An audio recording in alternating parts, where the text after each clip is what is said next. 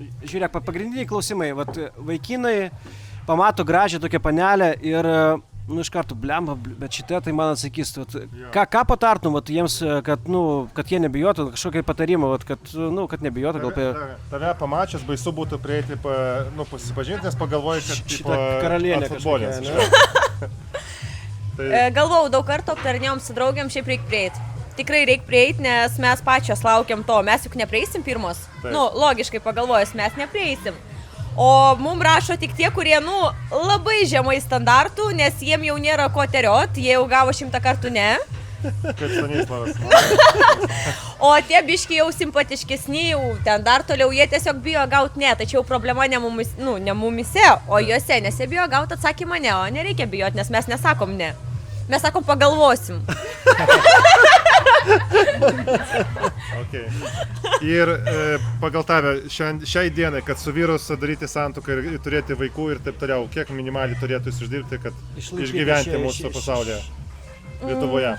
Jeigu moteris dirba, tai vat, kažkur, nu, štuka 200, štuka 300, pusantro. Jeigu moteris dekrete, tai aukščiau. Tiek, kiek jinai uždirbdavo. Nu, kad padėjo. Kažkur jo.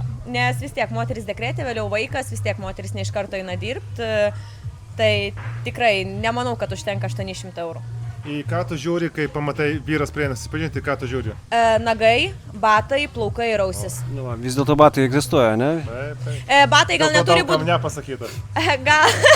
Gal batai neturi būti brangus, batai turi būti švarus. Na, aš šitą girdėjau. Tikrai turi būti švarus, panagės turi būti švarios, ausis turi būti švarios ir galva turi būti išplauta. Ir... Pala. Ir dantis irgi. Dantis šiais laikais iš tikrųjų susitvarkyti yra įmanoma, aišku, reikia finansų, bet dantis. Kad nebūtų tenais 3 dantų nėra, o vienas yra ir vėliau vėl 2 nėra. O jeigu jis boksininkas?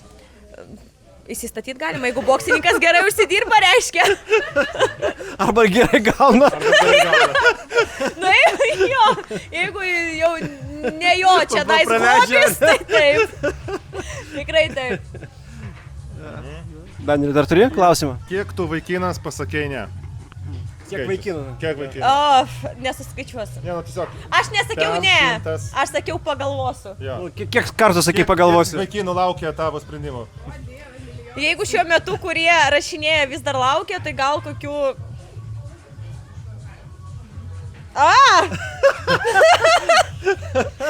Nežinau tikslaus skaičio. 100 bus tikrai.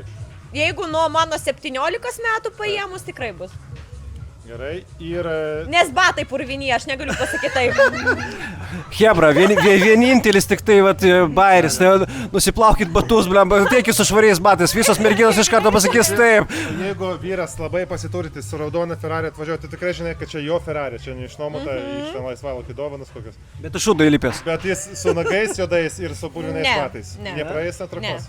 Visiškai ne. Iš pirmo higiena yra svarbiausia jo stilius, jo švara, jo prisižiūrėjimas, o manau viskas, kas jau toliau, tai čia jau kitas laikas ir kiti mąstymai. Taip. Jeigu aš noriu su juo pabendrauti, jis vis tiek turi būti švarus. Jeigu kur šeima, jau tada jau pati jam sakau, kokie turi būti finansai. Kokie turi būti finansai, bet į šeimą be švarių batų neįeis. Gerai.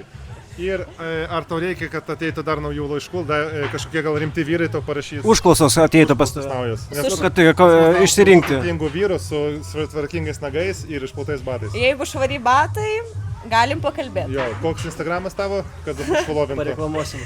Labai sunkiai pasakyti. Nu, tu pasakyk, mes užrašysim po to. San brūkšnelis CH brūkšnelis ST20.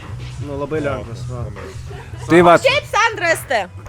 Tai va, vyrukai, šitas lotas yra 69, tai jeigu jums patiko, rašykite mums, mes perduosim visus laiškus. Bet su švariais batais.